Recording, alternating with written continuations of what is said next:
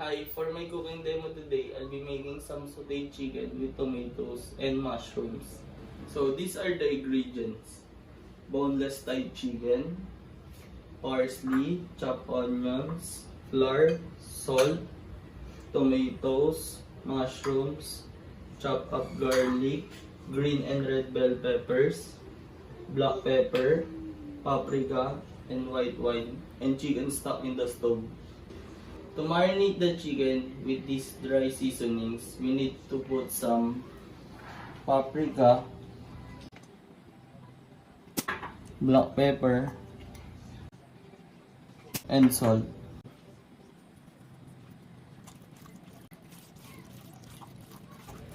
Let's marinate this chicken for 10 minutes to 15 minutes. So after marinating the chicken, we can now cook this at medium heat.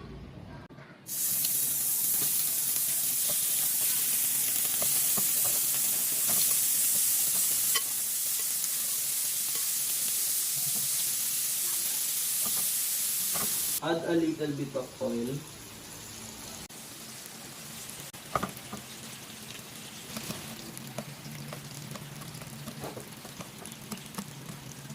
Put the chicken on the side. Saute the onions.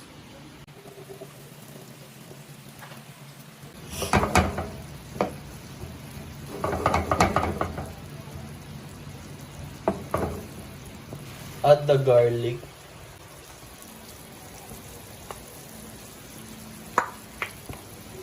And salt.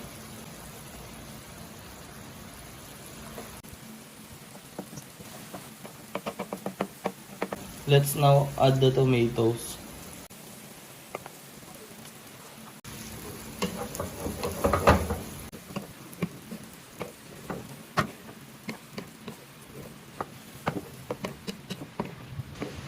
Add bell peppers.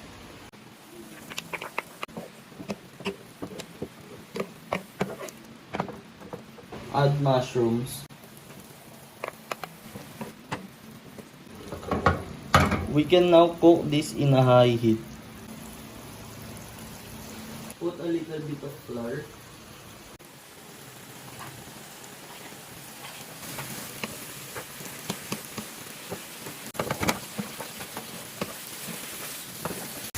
Next is we can now add some white wine. Make sure that everything in here is very hot so that we can burn the alcohol.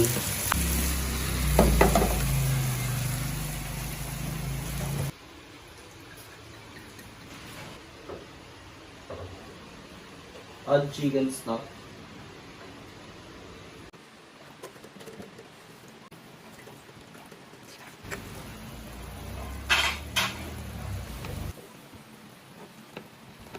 It's time to play.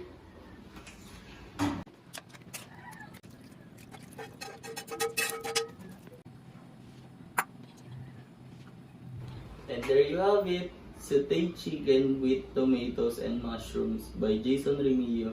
Enjoy!